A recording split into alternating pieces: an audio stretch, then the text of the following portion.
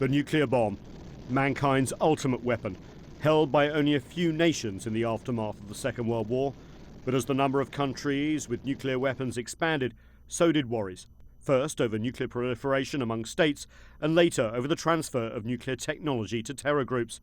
The end of the Cold War's nuclear stalemate and the challenge to secure the Soviet Union's stockpiles and clandestine programs in Libya, South Africa and elsewhere added to these fears, as did allegations against this man, A.Q. Khan, the so-called father of the bomb in Pakistan.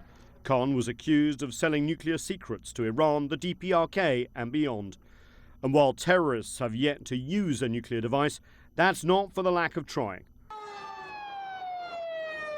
The Om Shinrikyo cult in Japan, which carried out a nerve agent attack on the Tokyo subway, had nuclear plans, as did Al-Qaeda. Belgian authorities suspect the terror cell that plotted the recent attacks in Paris and Brussels wanted to build a dirty bomb. The bombers in Brussels had the intention, at least, of trying to get their hands on some radioactive material. So I think people take it pretty seriously. This nuclear security summit is part of the international architecture to stop that from happening.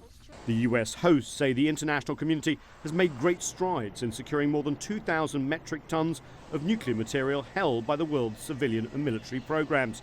These steps include eliminating all nuclear materials from 14 countries, removing and downgrading nuclear fuel from more than 50 facilities in 30 countries, and boosting border security and combating nuclear smuggling, and incorporating international treaties into domestic laws and encouraging international inspections.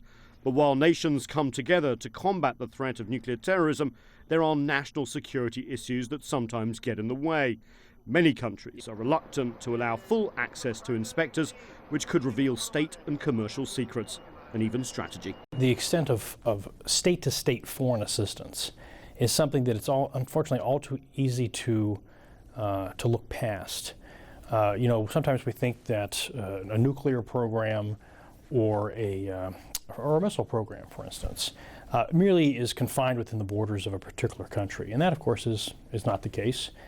While organisers here say that the world has done a good job of reducing the amount of nuclear material that is at risk from being taken by terrorists, lots more needs to be done, especially because the nuclear civilian industry is booming around the world. That creates more nuclear material that has to be secured.